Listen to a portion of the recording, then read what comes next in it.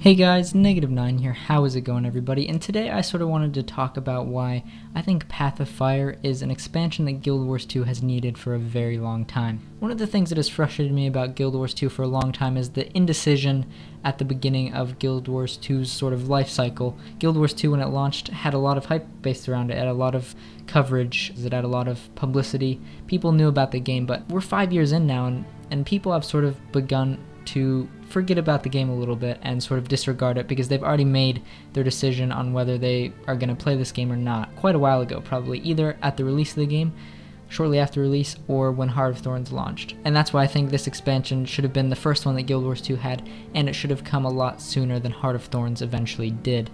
Now, we're 5 years into Guild Wars 2's life cycle, and that's quite a while in the space of a franchise history. 5 years into the original Guild Wars, every single expansion or campaign for the game had to come out, and they were already starting work on Guild Wars 2.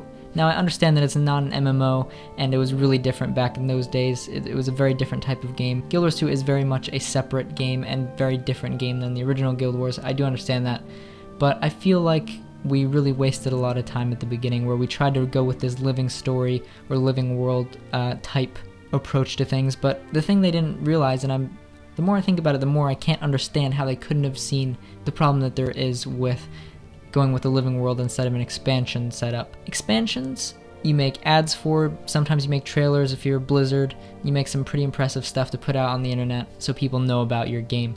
When you don't have an expansion, what's that big feature, what's that big headline that's putting you back into the news? With Living World, there really wasn't anything to do that, so that's why expansions are really important for Guild Wars 2, especially considering the lack of a subscription fee that keeps people engaged. But let me just continue with the comparisons for a little bit, just to illustrate my point a little bit more.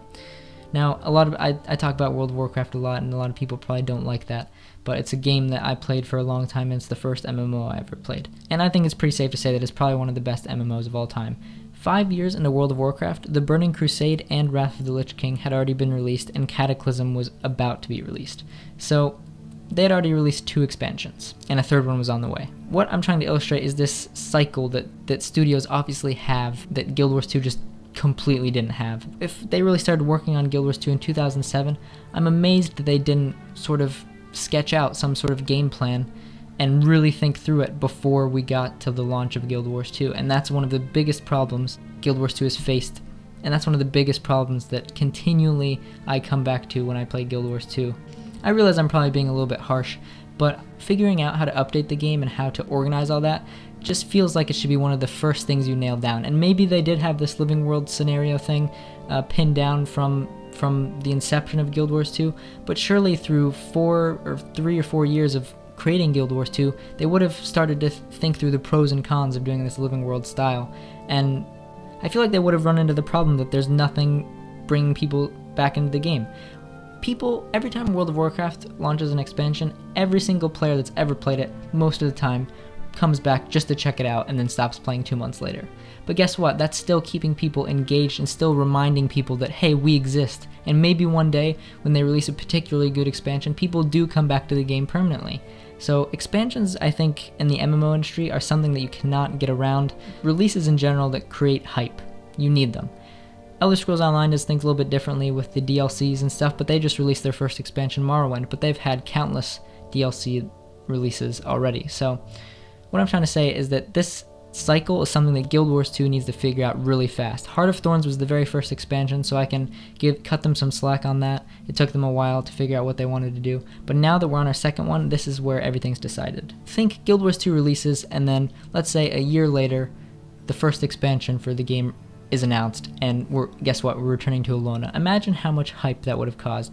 Despite the problems that were in the original Guild Wars 2 release, all the Zhaitan fight, all that stuff, the obvious lack of time that they had when they're coming up to release. Imagine if, even with all that, they announced Alona as the first expansion. People would be going crazy.